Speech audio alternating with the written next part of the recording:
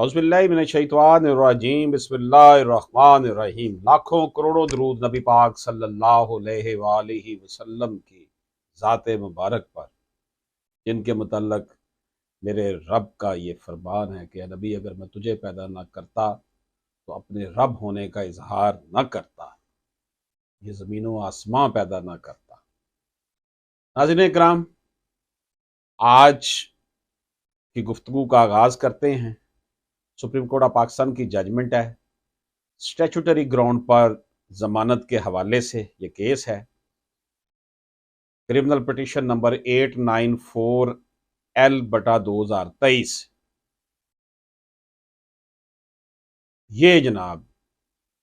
Petition number है। नाज़रीन इकराम, एक शख्स रोहान अहमद के खिलाफ 26 मई 2020 को FIA साइबर क्राइम विंग की जानब से पाकिस्तान पीनल कोड के सेक्शन 295B, 298C, 120B, 109, 34 और पीका एक्ट के तहत, पीका एक्ट की दफ़ा 11 के तहत FIR का इंदराज किया गया। मुल्ज़म रोहान पर यह इल्ज़ाम था कि उसने शिकायत कुरिंदा को न सिर्फ मोबाइल SMS बल्कि व्हाट्सएप पर भी गुस्ताखाना मवाद भेजा। FIA ने FIR के इंदराज के बाद मुल्ज़म को 26 मई 2020 को ही गिरफ्तार कर लिया। मुल्ज़म ने जमानत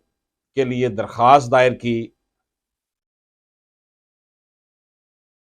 22 अगस्त 2023 को मुल्ज़म की ये दरख्वास्त खारिज हो गई और लाहौर हाई कोर्ट से भी मुल्ज़म की दरख्वास्त ज़मानत जो उसने दायर की थी वो भी खारिज हो गई। अब उसके पास ये चारा था कि वो सुप्रीम कोर्ट की तरफ जाता, तो उसने सुप्रीम कोर्ट में लीव टू अपील की दरख्वास्त दायर की, जिसको सुप्रीम कोर्ट के 3 रुकनी बेंच, जस्टिस सैयद मंसूर अली शाह साहब, जस्टिस जमाल खान मंदोखेल साहब और जस्टिस अतर मिनल्ला साहब के सामने इस केस को पेश किया गया। तो ये गुस्ताखाना मवाद के हवाले से केस है। सुप्रीम कोर्ट ऑफ पाकिस्तान ने अपने फैसले में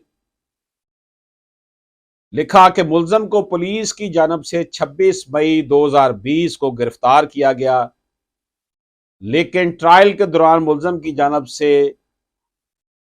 क्रिमिनल प्रोसीजर कोड के सेक्शन 265C के तहत एक दरख्वास्त जमा की गई कि मुझे वो तमाम कागजात मुहैया किए जाएं जिनका जिक्र पुलिस रिपोर्ट में है,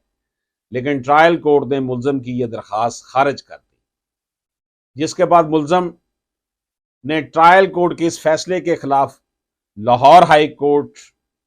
में दरख्वास्त दी, जिस पर लाहौर हाई कोर्ट ने 7 सितंबर 2021 को दरख्वास्त पर फैसले की बजाय मुल्ज़म के खिलाफ कार्रवाई को लाहौर हाई कोर्ट के फैसले तक मुलतवी करने का हुक्म दे दिया। उसके बाद मुल्ज़म की इस दरख्वास्त पर हाई कोर्ट में समाअत नहीं हो रही थी और मुल्ज़म के खिलाफ जो ट्रायल था वो भी मुलतवी हो गया। मुल्ज़म ने कहा था, जी जो मेरे खिलाफ इल्ज़ामात हैं मुझे उनकी कॉपी तो दी जाए ना, कि ये इल्ज़ामात हैं, ये डॉक्यूमेंट्स हैं जिनकी बिना पर तुम्हें एक्यूज करार दिया जा रहा है। सुप्रीम कोर्ट की जानब से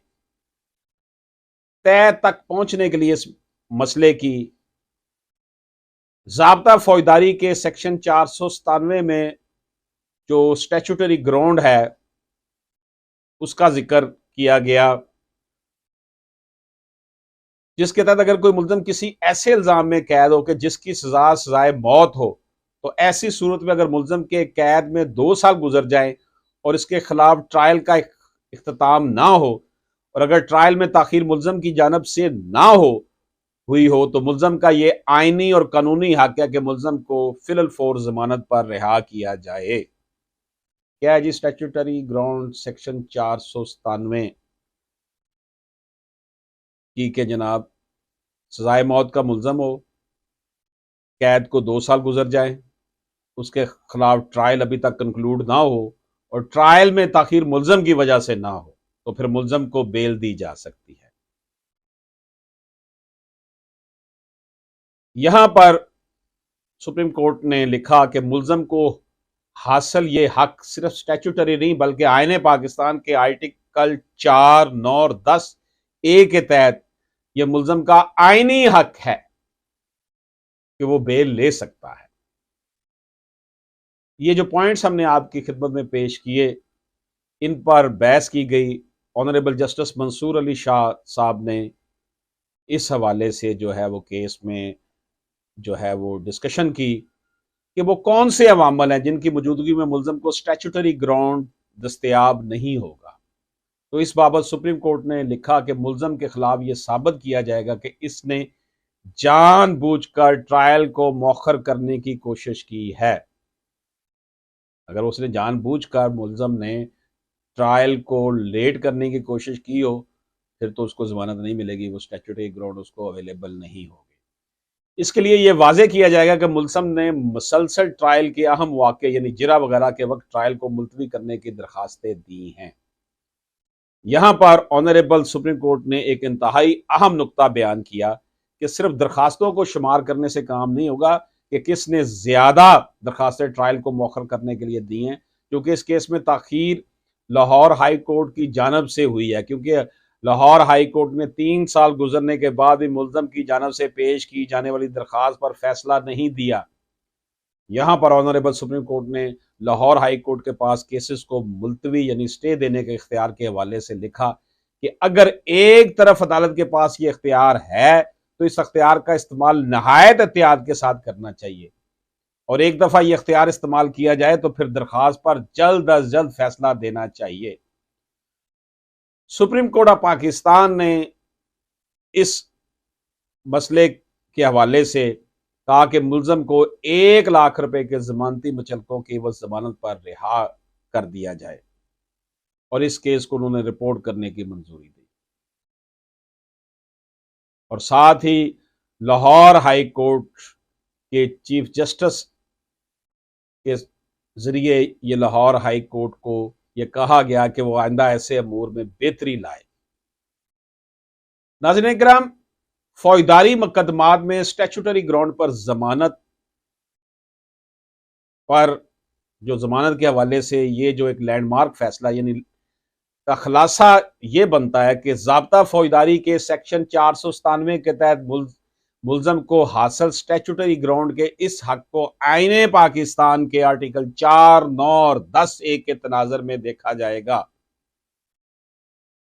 اور ملزم کو اس حق کے حصول سے اس لیے محروم نہیں کیا جا سکتا کہ ملتوی کرنے کی درخواستوں کو شمار کیا جائے،